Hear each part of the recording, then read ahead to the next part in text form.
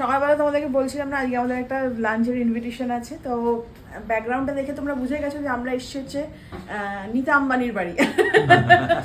মানে হচ্ছে নিতাস বুটিকে তার বাড়িতে এসেছি। তো আজকে মাটন কে রান্না করেছে দাদা? কেন এই তো বললো দাদা নাকি রান্না করেছে? ও আচ্ছা, ওর কাছে সময় ছিল না তাই আমি বানিয়েছি। ও আচ্ছা কাজ করছি আমি বলে দিয়েছি ডাইরেকশনগুলো আমি দিয়েছি। আচ্ছা আচ্ছা হ্যাঁ ডাইরেকশন ও দিয়েছে Full কিন্তু ওর direction আমার রেসিপি আমি বানিয়েছি। বানিয়েছি। আচ্ছা, দাদার রেসিপি কিন্তু মানে আজকে মানে কুকিংটা কমপ্লিট কালা করেছে ভুনা হচ্ছে মাটন।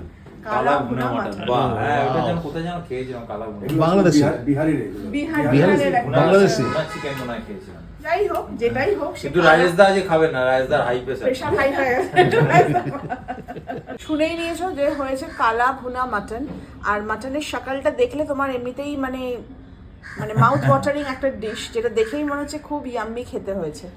আর তার সাথে রয়েছে হচ্ছে জিরা রাইস করেছে, ব্যাস আর কিচ্ছু চাই না। এখানে স্যালাড রয়েছে আর প্লাস আমের চাটনিও রয়েছে। বাট এটা হলে আর কিছু লাগবে এখন? না আর কিচ্ছু লাগে না, ওইগুলোও লাগবে না, এটাই হয়ে যাবে।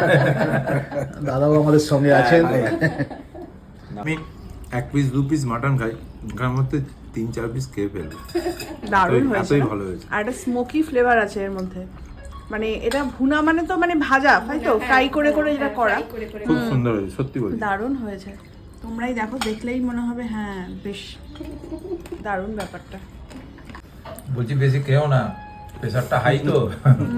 আমি হাত দিচ্ছি না তো ওই জন্য। দাদাকে কিছু বলার নেই, দাদা তো নিজের ডিরেকশন দিয়েছে, রান্না হয়েছে, টেস্টটা খুব ভালো হয়েছে, ভালো হয়েছে। সত্যি ভালো হয়েছে। পারফেক্ট মশলা লবণ তোমার? সব একদম। আমি দেখেই বুঝে গেছি, মানে চোখে দেখাতেই বুঝে গেছি যে জিনিসটা ভালোই হবে। আমার খাওয়া অনেকক্ষণ আগে হয়ে গেছে, কুনাল তাও উঠছে না, পাচ্ছে। চেটেই যাচ্ছে। এটা ওর পাতে ছিল, এটাও আমি খেয়ে নিচ্ছি। এই মানে বহু বছর পর এত পিস মাটন খেলাম। আর আমিও 1 পিস খাই, কিন্তু এটা এত আবার লোকে ভালো লিখবে হয়েছে। ব্যাস হয়ে গেল তোমার। চেয়ে চিনতে চলে লোকের বাড়িতে গিয়ে খাচ্ছে। পুরো খেয়ে নিয়েছি।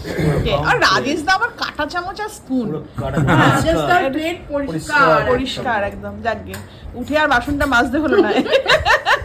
না মেজে দিয়ে যাচ্ছি, অসুবিধা নেই। না ওই কষ্ট করতে হবে।